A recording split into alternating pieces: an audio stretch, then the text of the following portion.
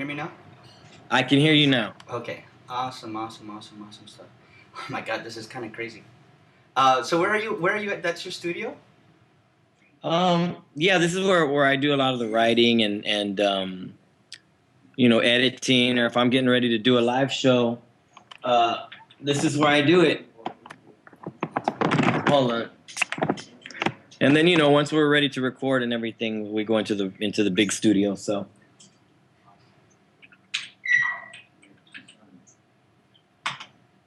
but yeah, I got to get some work done so that I can be ready for Sunday.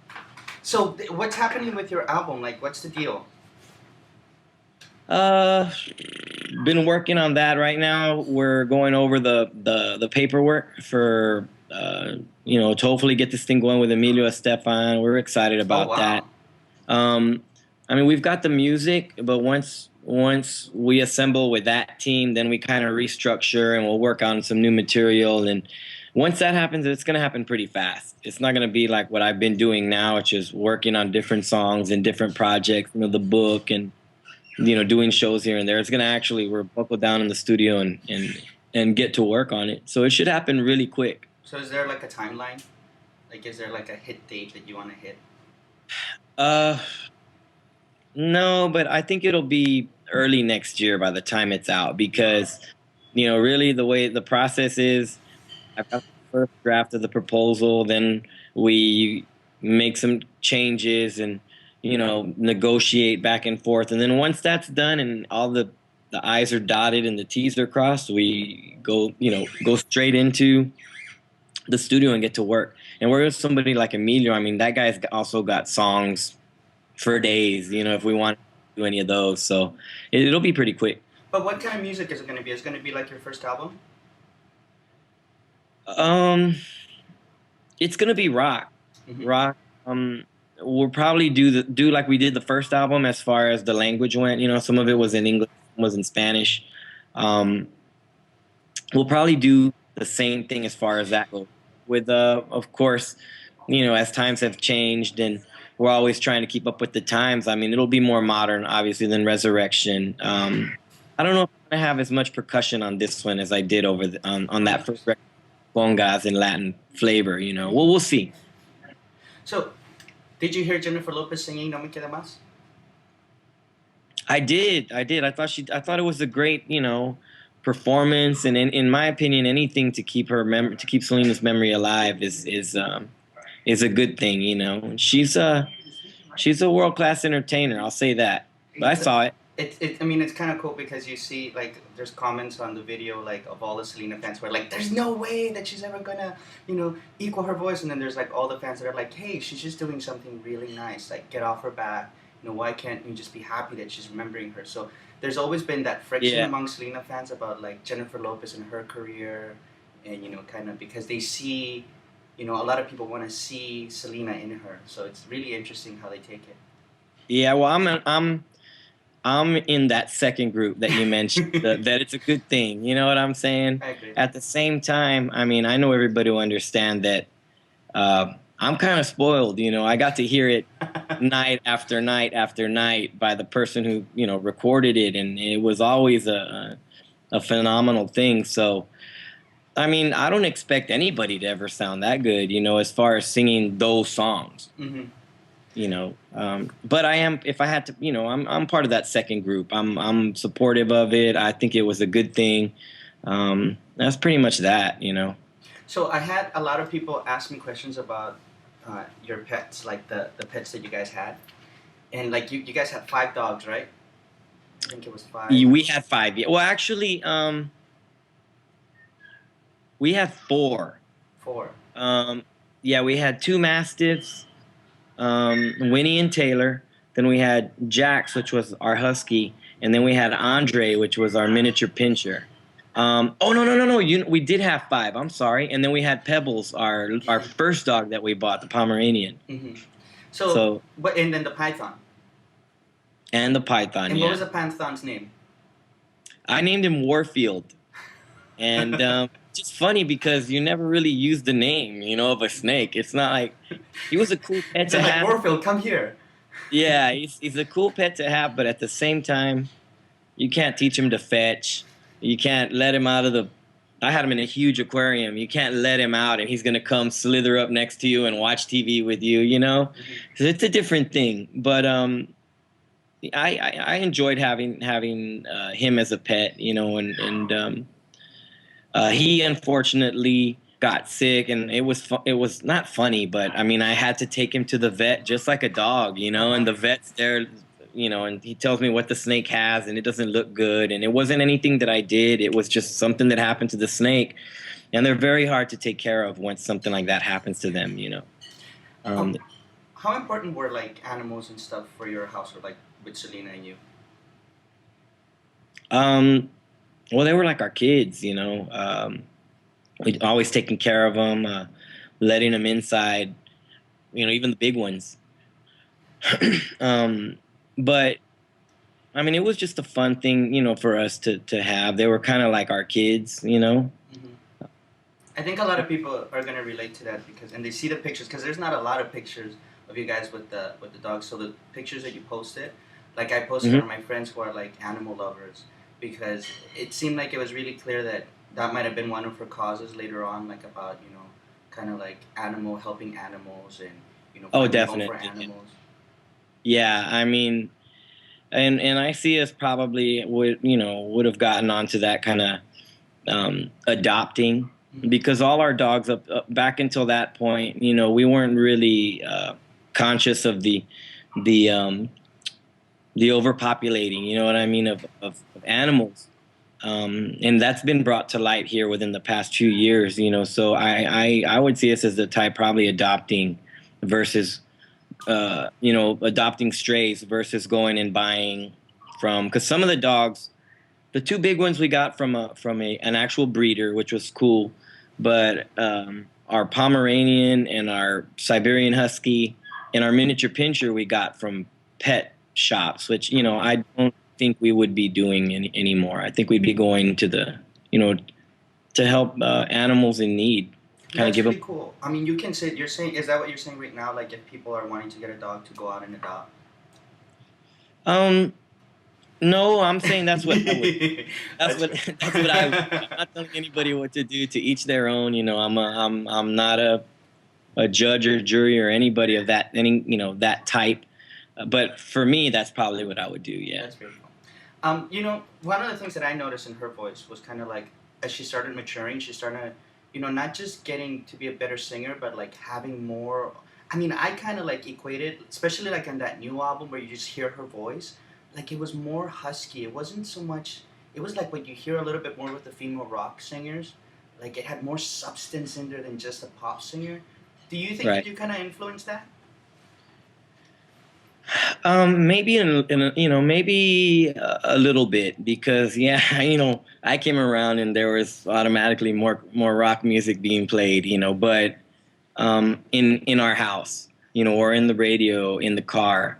But I got to attribute it to the fact that she was. I mean, we were really young, so as a lot of people know, the older you get, the more your voice might change, mature in a lot of in certain ways. And I think that was the case with her because I know exactly what you're talking about. Hmm. Um, if you go, from Ven Conmigo to Entre a mi mundo, there's a change in her voice, and for the better. Hmm. Not only was she maturing in her actual voice box, but in just her delivery and how she sang it.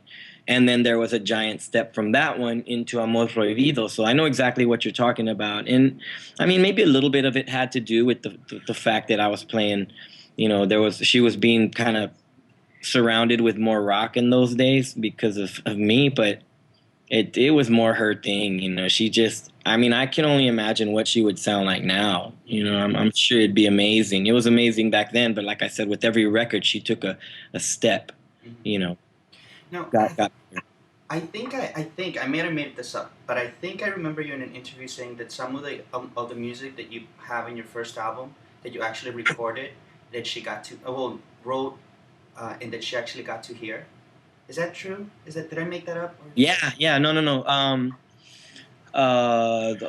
Which ones did she hear? Off of Resurrection, she heard a song called Noches en Vela. Uh-huh.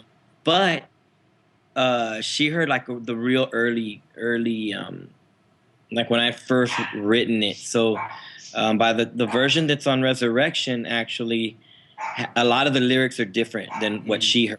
I don't even remember what I had it titled back in the day, but she heard that one. Obviously, she heard uh, what was the name of the song? Because we changed the title also, so I don't remember.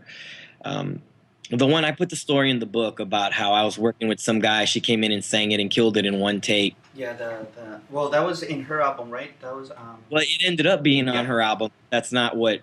When I was working on it and recording it, that was actually one of my songs. That sounded a little bit country, like to me, like hearing the Nando, was it that ended up singing? Yeah. He sounded a little bit country, which was kind of interesting. It was like a rock country. Yeah, Nando was he was like a chameleon as far as his vocals went, because he could sing R&B really well, he could sing rock really good, he could sing country. You know, so when they asked me if I thought it would be a good match, you know, a good idea to use him, I was like, you know, yeah, let's try him out, and he did a great job on it. So I couldn't be happier. It wasn't meant to be a duet. Mm-hmm. You know, it was just for one singer, but we made it a duet. I think Ricky Vela came in and wrote some more lyrics to it to make it, you know, match better. So is there just a Selena only version then? Yep. The one that I have. See, what happened was, I mean, this was back in the day. A lot of people will remember. We used to use machines in the studio called ADAT machines, and you could chain them together. Each one would do 8 tracks. So if I happened to have 4 of them, so it was like 8 tracks, then 16 tracks, all the way down to 32 tracks. Well, I was only using one machine at the time because I had just written it. So I had a drum machine, I had played the bass, I played the guitars, and I had played some keyboards on it. And I had this other guy working on the demo because, you know, Los Dinos was going real strong. So this song was going to be for another band. Mm-hmm. And she heard it over and over and over that day because this guy just couldn't get it right. Or, you know. Poor guy. I heard you say this story and I feel so bad for the guy. Talk about pressure, man. And the funny thing about it is that, you know, that day, she was cleaning the house, you know what I mean? So because I was in a room, holed up in a room with the door closed, working with this guy for hours. So she already knew the song by the time the guy left. She came in and just did it in one take, from beginning to end. It was all her. So there is a version. The original version is just that, you know. And then at the end, she started singing "Silly," and she starts laughing, and we got all that on tape. I have all that. Wow, you know that's gonna make her fans go crazy. Yeah, well, I mean, and so when we did it on that one record of hers, that CD, you know, of course they took out the laughing and the joking at the end to make it a kind of a legitimate song, but it's there. It's just not great because they took it out, but we have the version of it like that. So yeah, it's pretty. That is really cool. So let me ask you about that. Like, you know, obviously Los Dinos and Selena are going to be, you know, they're cultural icons now. That's, you know, you're not ever going to escape, you know, the magic that you know that was created now and that is captured for all people and stuff. But you have your own career now. Nor would I want to escape that. That's great. But you have your own career now, and it is very different kind of music. And obviously, you just put out the book, and so there's like so much intensity on like your relationship with Selena and everything. You know, how do you balance that with like your career and your music? Well, to be honest, it's been a learning process. You know, where I am today on that subject is not where I was 15 years ago. Mm-hmm. You know, it was really hard back then. I just felt like I kind of like what I put in the book. You know, that I felt like I was living my life with blinders on. You know, I was just trying to move forward, and it was hard being reminded of certain things. And I think in a lot of ways I was trying to escape it by not talking about it. And I realized that it was never going to go away, you know, and then it got to the point to where now that the book is out, I feel a lot better about it. You know, I can embrace it and accept it. So, you know, it's not really that difficult. It was at first. I didn't like talking about it, you know, and but who does that in interviews and things like that?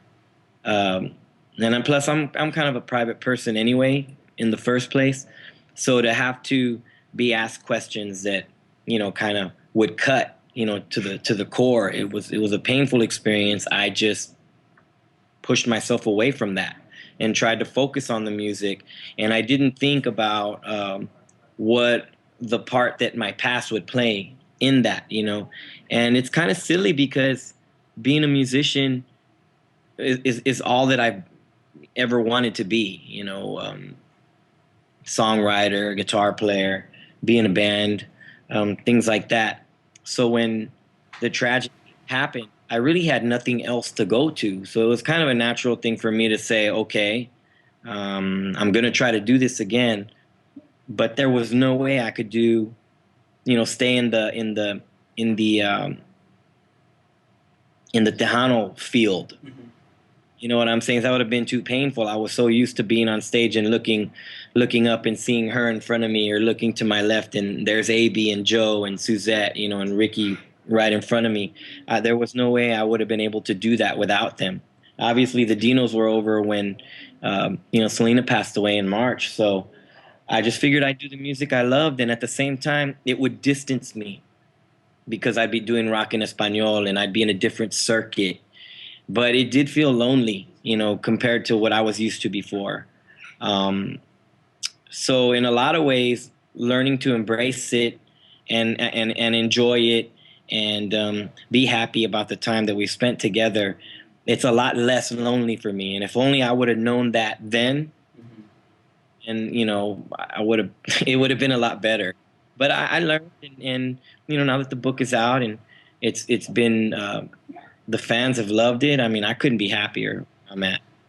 It meant a lot to us because it was, you know, for so many people they feel so closely, like it was like Selena was taken from them, like it was, you know, like a crime done to them too. So what you did was you brought back pieces of information that we didn't know. So it was like, you know, we didn't really lose her. You know, we get still glimpses into some, you know, something new.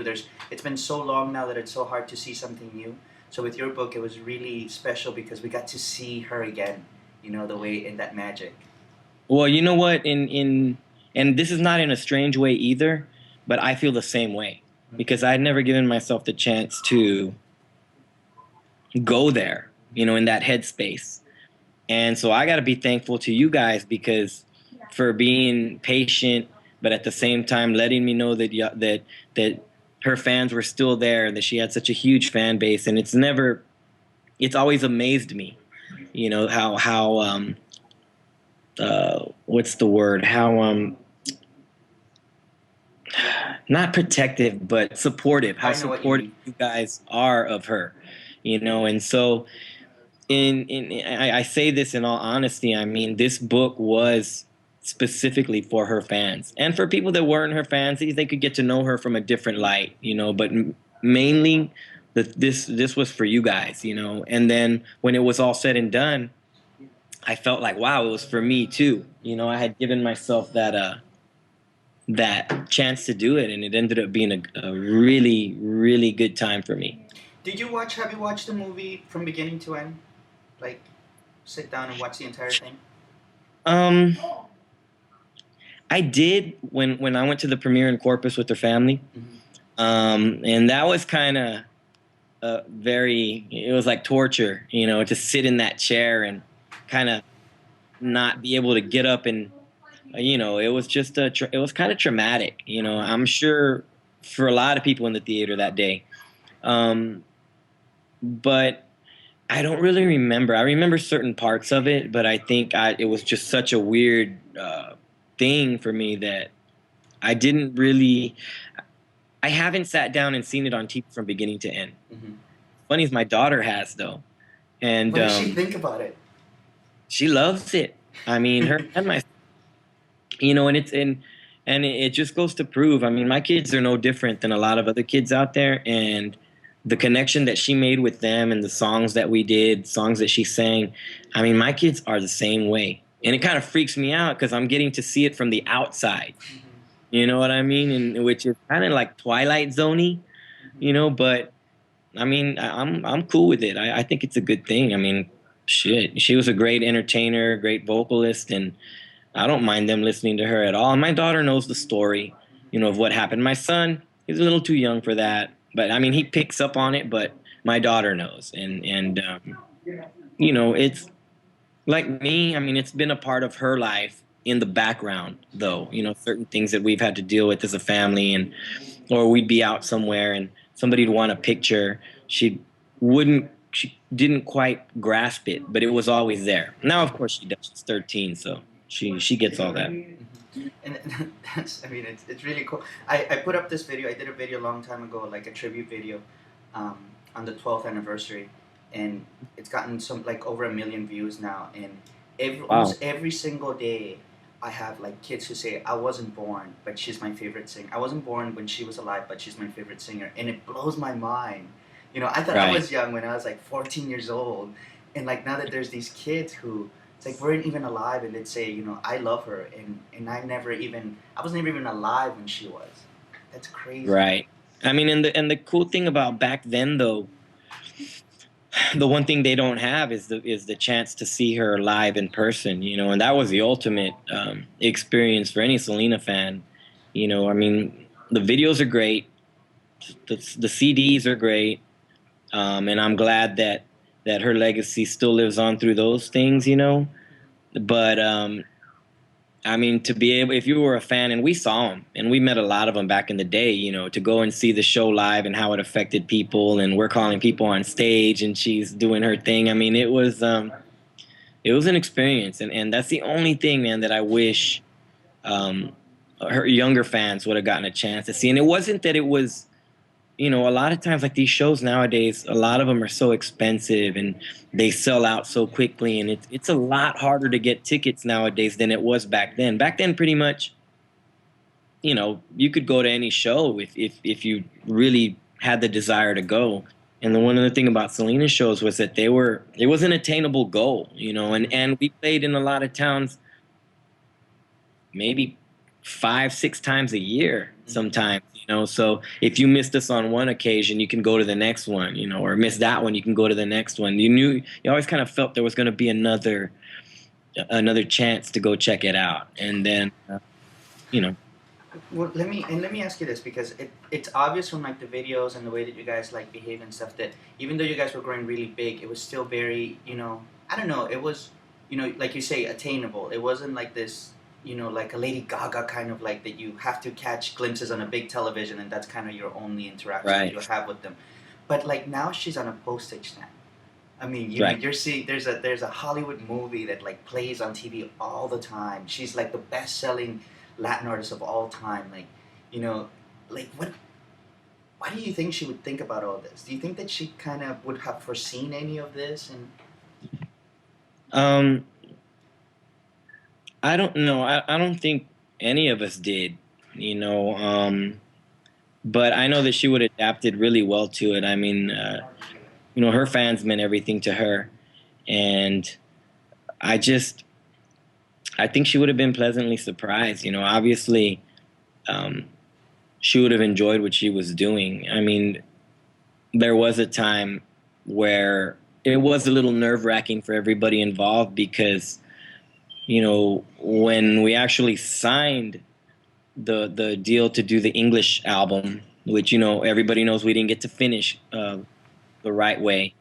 Uh, when that actually happened, I mean, you got to remember there was, or I remember for like 4 or 5 years before that, that was always something on the table that we talked about: English deal, English deal, English deal. So for it to finally happen, and then having to discuss how we're going to do it, and the the possibility that the Dinos might not be able to do it, you know, the way that we had done the Latin albums, because we were put together specifically for that. You know, I mean, and myself as an example, I mean, I came into that type of music, but I first started off doing the rock thing, the pop thing, the, you know, top 40 cover band thing, and so. Uh, as far as going on the road, we were looking at possible changes in the lineup of the band, and that was a little nerve-wracking for her. She didn't like the idea of going on the road without Los Dinos, having to hire different people to play that kind of music. But other than that, I mean, once we actually got into the studio and started recording, and she sang I Could Fall in Love was the first song that she recorded. Mm-hmm. That record. I went to those sessions. It was in Nashville. Mm-hmm. A guy named was it Keith Thomas? I think so. Keith Thomas was I Could Fall in Love, yeah. Because it was Fran Gold, and the other guy who did Dreaming of You. Just different people that worked on it. Diana Warren, wrote a song that she ended up doing. But anyway, that was the very first one that she recorded. And I remember that night in the hotel room when we were done, she had, this was before Discmans, or actually, I don't know if portable CD players were very popular. I'm sure there were some, but I don't know how popular they were, because we had the Walkman, the cassette. Uh-huh.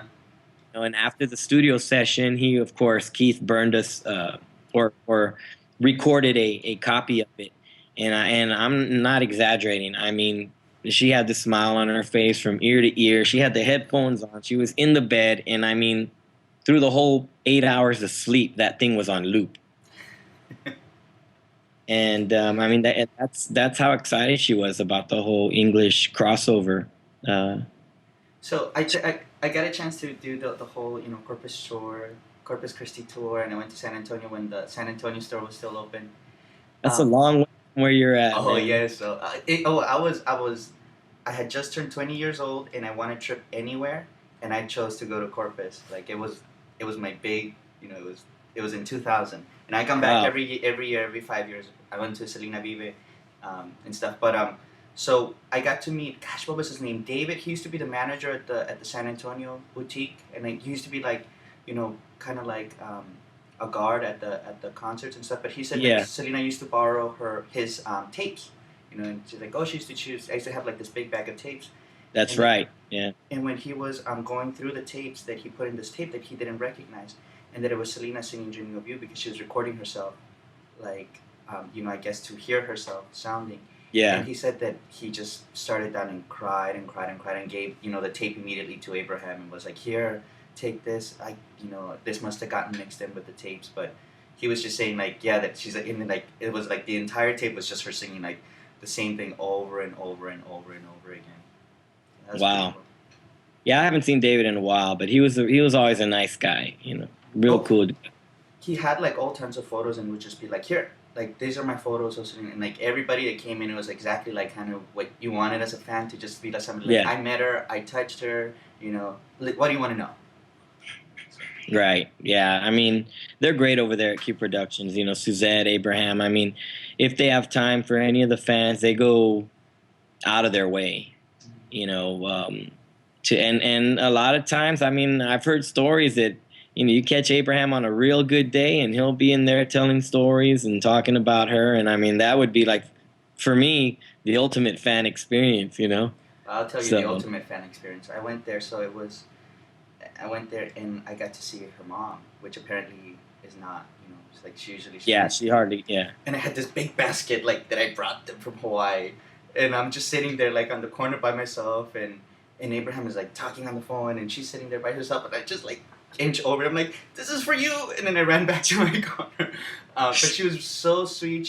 She even told me, she's like, about, even though I had already read like a lot of the stuff that you guys talk about, we read in all these different interviews, and it's so cool like to hear from the source. So I had read about how she talked to, I think it was Ladies Home Journal or something like that, like Red Book or something like that, where she talked about her last meal with her, like the day before, and how and how they spent all that time and stuff. And it was so neat to all these things that I had heard before, to be hearing from her mom. It was like, really cool. And she's a wonderful person. I mean, her and Selena used to spend a lot of time together on the road, in the back of the bus. She was always with her mom. So it's it's difficult for her, you know, to be there at Q Productions around all the memorabilia and things like that, which I understand completely, you know.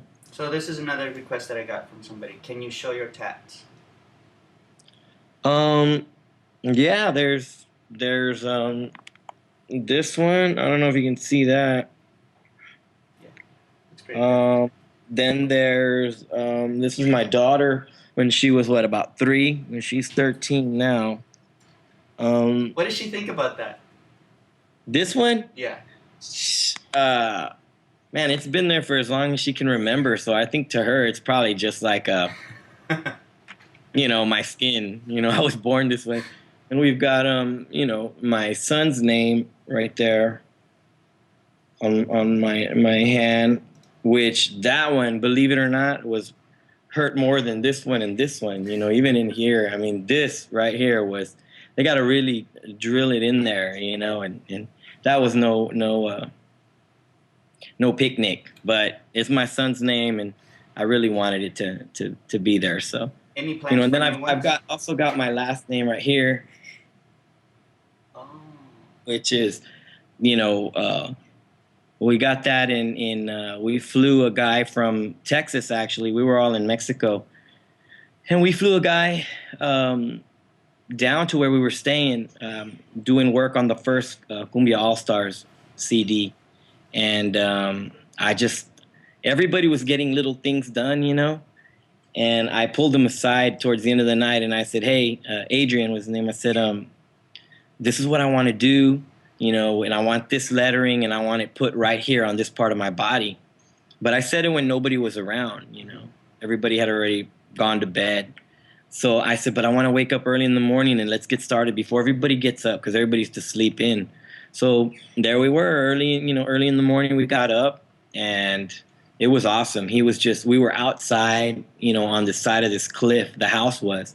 So the you had the blue ocean out there in Acapulco, and you know, it was real private where we were, and I was just laid back on this long kind of outdoor, you know, if you're going to lay out on the sun or whatever. And he got a chair, came up next to me, and we just got to work. And then little by little, you know, one of the guys would get up and they'd come out there, like, "What the, you know, what are you doing?" Laid out working on, but man, I mean, it was a long session. It was a long, painful session, that one was. And that's how that one happened. So And so that's it. Those the four. those are the only ones, you know. I haven't really seen anything or thought of anything that meant enough to me that I'd want to, you know, do something else like that, because I'm not that type of guy that just, let's go get one. You know, I want to get one. It has to really, it has to mean, you know, a lot. And even at that, I have different, I have certain, uh, I guess you could call them, uh, I have certain superstitions about them. You know, I've been asked a lot of times, "Do you have any of Selena or like her name or whatever?" And I'm like, "No, I don't." You know, and there's a very good reason, in my opinion, for that, and that's because she did not like them.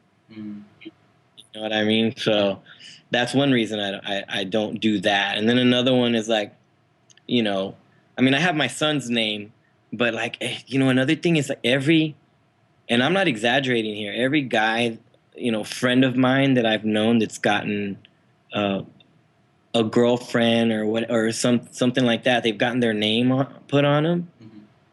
It's done. You get there, and they have to change the name to something else, cover it up, and I'm like, I would never, you know, I don't see myself doing anything like that either. Mm-hmm. So, I mean, that's kind of the reason I only have the ones that I have. I mean, this one means a lot to me because it's got like these things right here. They're I don't know if you can tell, but it's like the neck of my favorite guitar, the one that's got the stars on. Uh-huh, uh-huh. There, of course, you know what the star kind of represents here. Um, so, you know, and I always wanted to be a mariachi as a kid, so that's why I put the mariachi. Um, and then this one, obviously my daughter, and then my son's name, and then my last name, and you know, I'm really proud of those things, so that's why I marked myself with them. That's pretty cool. When I have that, what is your tour schedule like? Like, where are you gonna be performing? Now, I know you have like a lot of book signing stuff, but like performing. Well, the thing is, let's see. I've got Sunday, this coming Sunday, which is September 2nd, here at the People en Español Festival. Mm-hmm. And Saturday is the Selena tribute, so I think I'm gonna be there with the family. We got to see if the scheduling's gonna allow, because I've got a lot of stuff going on that day, as far as sound checking and interviews and kind of prepping for the show on Sunday. But I'm gonna do it. I'll do everything in my power to be there for that on Saturday for the tribute. AB's playing there as well Saturday, Mm-hmm. so if I find the time out for that, and if I can be there for that, I'd like to be there for that as well. Um, but then after I play on Sunday, um, after I play on Sunday, we will probably be heading to Miami really soon to get started on the recording. But there's another show. I can't remember the date. It's in November. One in San Diego and one right across the border in Tijuana. So I'm hoping those things. I haven't signed off on those, but they're on the table. So I'm hoping that those things go through. But in the meantime, I'm trying not to do too many shows, simply because I don't working in Miami a lot, for one. Second, I want to play the new songs. You know what I mean? That we have, but nobody's heard them on the radio yet. Because we haven't recorded them. So, if I'm gonna do a show, right now we do a lot of stuff off of Resurrection, and we do a few surprises. We play some of the new songs, but for the most part, once I have that record done or the songs recorded, and you can actually go out and get it or hear it, then we'll be doing the crazy tours and things like that. So I'm looking forward to that too. That's very cool. So thank you so much, Chris. I don't want to take up more of your time. I want to share something with you. Just, I don't know. To me, what's always so I was 14 when Selena died, and I didn't know her. Well, I knew like her music played in my family. My brother had all her CDs. My sister was a fan. But I grew up in Hawaii. I was, I don't know. I was like, okay, that's the girl who sings "Bitty Bitty Blah Blah." Okay, I thought it was Celia Cruz at the beginning that had died, and I was like, I called my mom like, did you hear Celia Cruz? Because they actually told us in class in Hawaii, like they announced it during the current events section. So I was like, oh, and then I remember coming home and seeing it on CNN, and I was so shocked to see, somebody Mexican who was getting so much attention. Like, growing up in Hawaii, like we were the only Mexican family, and I was trying hard to blend in and stuff. And then, so like the entire time, I kind of was prejudiced, and I had really big tensions with my family because here I am, trying to fit in and be white or be whatever, and here they are, we're Mexican, and they were very proud of who they were. When the movie came out, and I finally realized kind of who she was and really listened to the music and realized how great music it was the first time that I felt that my mom, my dad, my sisters, my brothers, and me had something in common. And it meant a big deal to me.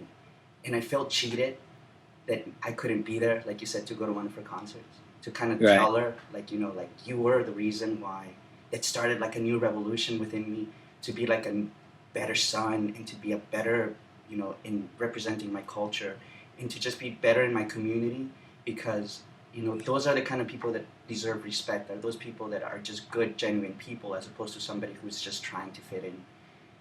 And, and that was the start for me. And so, I went to school, I went to college, I went to graduate school, and now I'm helping my nieces go through school. And I really credit, to that point of like learning about who she was and what, she stood for.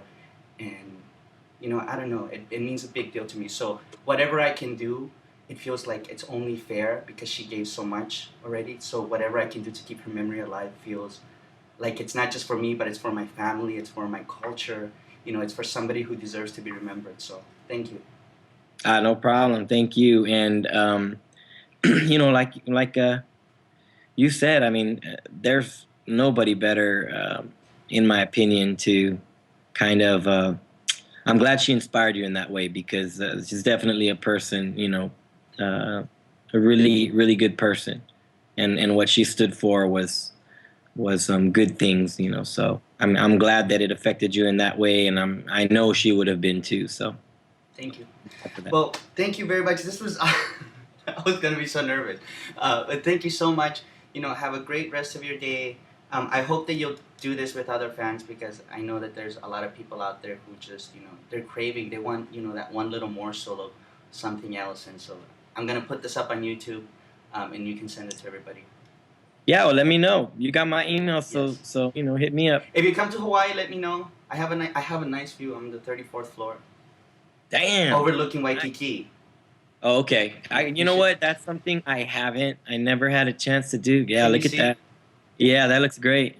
That's some place I haven't had the chance to go. Hopefully soon I can do that. Good. Get away on a little vacation, and if I do, we'll definitely go get some lunch or something, hang out. Sounds good. All right, thank you, Chris. Very All right, nice to meet you. All right, Bye-bye. thank you.